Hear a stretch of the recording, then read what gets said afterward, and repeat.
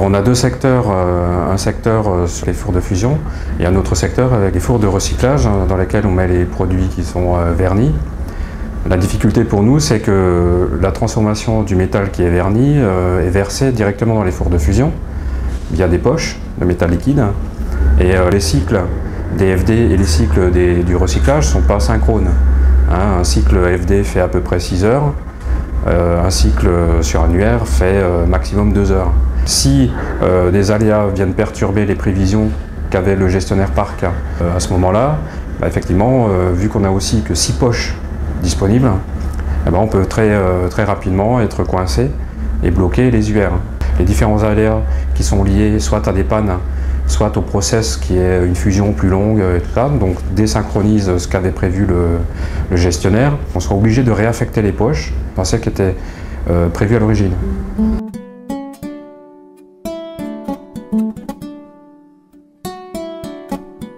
Le nettoyage a une part importante aussi de la disponibilité de la poche. Le conducteur de l'UR, avant de couler, effectue une tare. Et la tare de cette poche nous permet de voir le niveau d'encrassement de la poche. À un moment donné, quand ça dépasse plus de 450 kg d'encrassement, on se dit qu'il faut absolument aller nettoyer la poche. Alors l'encrassement d'une poche, oui, c'est un facteur très important puisque lorsque la poche s'encrasse, on ne peut ne pas pouvoir vider la totalité de ce qu'on a mis dans le four dans la poche. C'est aussi un problème de sécurité puisque les crasses qui sont contenues dans la poche peuvent aussi se détacher lors de la verse de cette poche. Peuvent se bloquer dans le bec de verse et ensuite peuvent causer des éclaboussures de métal liquide et qui peuvent mettre le feu au camion aussi. Donc.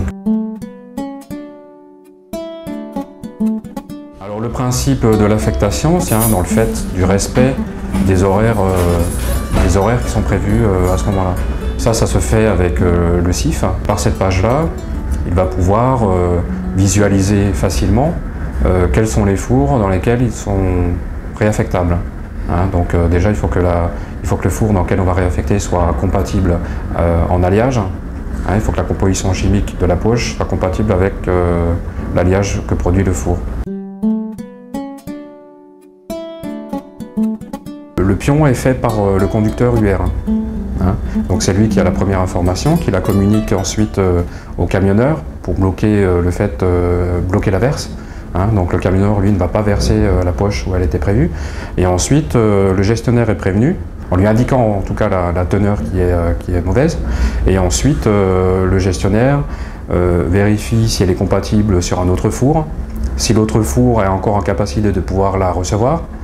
Et dans ce cas-là, il la réaffecte. Si la réaffectation n'est pas possible, dans ce cas-là, elle reste sous un réchauffeur et on attend de pouvoir l'affecter sur une prochaine coulée. Face à un aléa, la communication doit être immédiate.